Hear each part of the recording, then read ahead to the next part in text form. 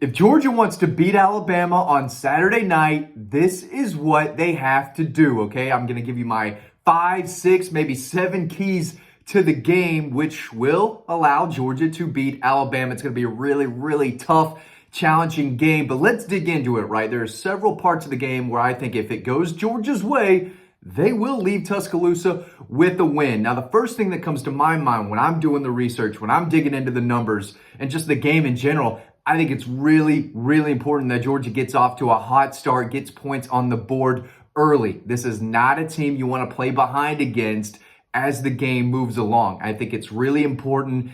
Night game, Bryant-Denny Stadium, the entire world watching this game. Not just people in the country, right? Everyone across the world is going to try to tune into this game. That's how big it is. On the road, I think it's really important they get off to a good start, get some points on the board early, and show them, hey, we're ready to play. We're still the top dogs in college football, and we're going to punch you in the mouth to get this thing going, let you know that we're ready to play, take the crowd out of it a little bit. So I think it's really important that Mike Bobo, gets together a game plan that allows them to get some success offensively, get some rhythm going, get some continuity going, get some confidence going, right? He needs to draw up some plays that he and Carson Beck know will work so they can get points on the board early. If their first drive, first 3 drives of the game ends up in 0 points, they're going to have some real trouble. But that's not going to happen if key number 2 comes around. They've got to hit some explosive plays. We've been hearing about how explosive this Georgia offense can be. We saw a little bit of it against Clemson. Tennessee Tech, again, doesn't matter. Who cares? It's like the game never happened. You can't look at that game for anything. Against Kentucky, they had some big throws, but it wasn't a super explosive game from the Georgia offense. That has to change. You've got Arian Smith, one of the fastest players in college football. You've got to use it. This is where you use that speed. You recruited him because the kid can absolutely fly. You have to put him in position to stretch the field vertically, get behind these Alabama defensive backs. We've seen him do it before. We've seen him do it for years. This is the game where they really need to take advantage of his speed. Dom Lovett, he can bring some explosiveness to Georgia's offense. Dylan Bell, he can bring some explosiveness.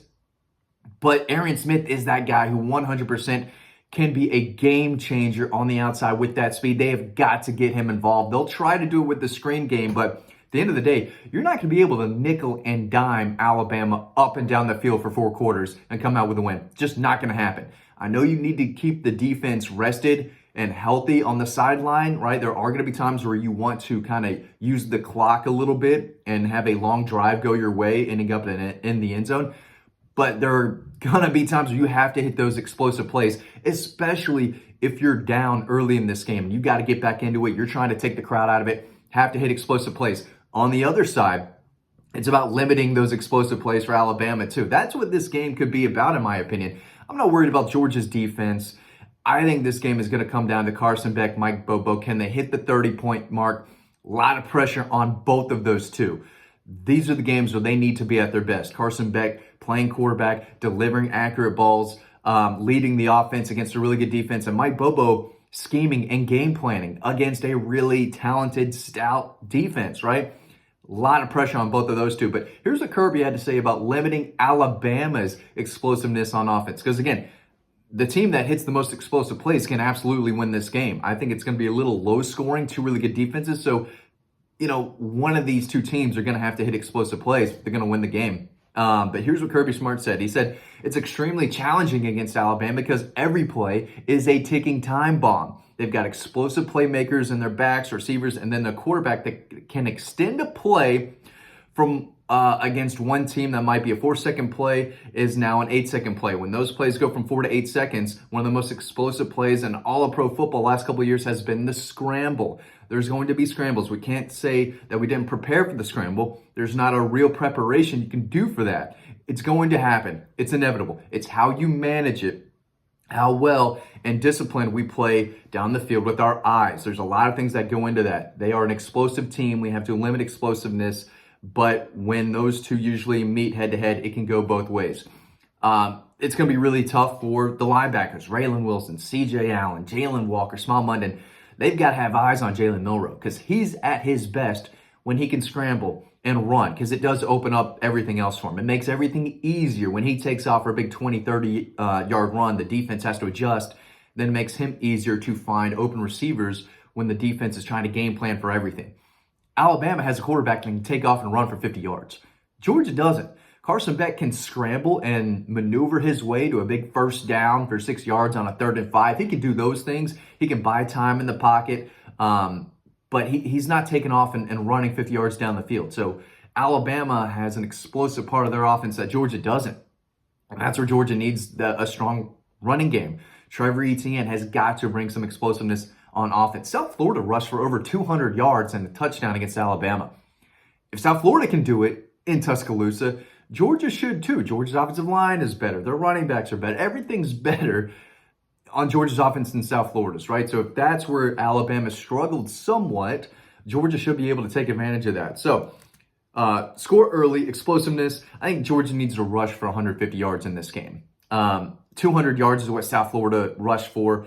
I think Georgia's going to have to hit at least 150, 200 if they want to come out with a win. If they can't run the football, things are going to, go downhill in a hurry. That means they know Carson Beck is going to throw the ball, and they can, be prepared for that. So this could still come down to the team in the trenches. I know I said the team with the most explosive plays might win this game, but it still starts with the trenches. Carson Beck still needs time to, throw the ball down the field, right? He's got to have time from the offensive line to go through his progressions. He can't go to the first progression every single time all game. He's going to get picked off. You're asking for an interception and turnovers that way. But, this is a fast, physical defense, so there are going to be times where he's got to hold on to the ball when they get to him, right? They have to limit the negative plays, the turnovers, all that. But, Alabama is a really good team. They're going to get to Carson Beck, get him on the ground a few times. He's got to hold on to the ball, be efficient, but also be safe with the football. If Georgia leaves Tuscaloosa with 0 turnovers, I think they win the game. But that's, a lot easier said than done. Play discipline. That's key number 4, right? They've had plenty of penalties this year. And for a team that's, preaches discipline, that's something they've got to improve on. You can't go backwards against Alabama, right? 3rd and 2, 4th and 2, big play. You can't have any penalties, killing the drive, because that's what they have to avoid. The drive killing turnovers. I said penalties, right? So if they play discipline, take care of the football, I think they're going to have a really good chance to win this game. And of course, they've got to contain Jalen Milroe. He's got a good arm, and occasionally he can push the ball down the field. He does throw a really nice, beautiful deep ball at times, and he's going to give you 2, maybe 3 throws like that per game. So I do think he'll hit at least one big, pass down the field. But at the end of the day, he's got to be able to scramble and run for him to be able to do what he wants, right? It's kind of that, it's a safety outlet for him. If no one's open, he is athletic and electric enough to make plays with his feet. So Georgia's got to contain him, keep him in the pocket, and make him throw. And occasionally, he will make some big throws, but he's not going to make big throws for 4 quarters, right, when they need to. So they have to attack him, but they also have to contain him. So at the end of the day, I do think Georgia's defense will be fine. Defense travels. Toughness travels. Physicality, speed, all that travels. When you play on the road, you don't just get slower, right? You don't just become less physical. More often than not, a good defense is a good defense no matter where they play. This is going to come down to Georgia's offense. Can they, they've had some communication issues against Kentucky. That's what Kirby said. It's not going to get any easier in Tuscaloosa. It's going to be louder. They've got to be able to communicate. They've got to be on the same page.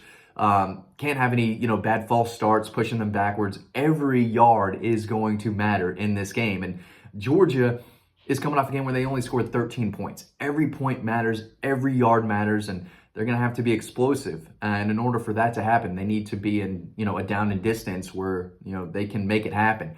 Can't be in 3rd and longs, 2nd and longs all day long, right? They've got to be efficient. They've also have to be explosive. And that's something we just haven't seen enough of. We've seen some of it. We haven't seen enough. And we need to see a more explosive Georgia offense than we did against Kentucky and even Clemson, right? It took them a full half to really get into it. They need a fast start. They need to come out swinging in this game if they want to come out with a win. Fast start, get some explosive plays, maybe hit that 150-yard mark on the ground, play the most disciplined football they played all year, and try to contain Jalen Milroe. A lot of this stuff seems obvious, but, it's going to be up to the players executing the game plan. Which guy wins his individual battles? Which quarterback makes the big throw into a tight window when the game is on the line?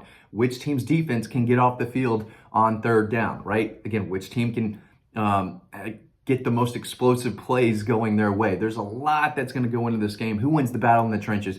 A lot of question marks. It's up to the players to get the job done and do their job, play collective winning football. If they do that, I think Georgia comes out of Tuscaloosa with a big win. What do you think? Let me know in the comment section below. Thanks for watching. Hope you learned something. Make sure you're on Dog Post. Make sure you're signed up to the newsletter. It's been a massive week over on the website. A lot of stories, a lot of free stories. So check us out. It's only $1 to sign up right now. So make sure you're taking advantage of that.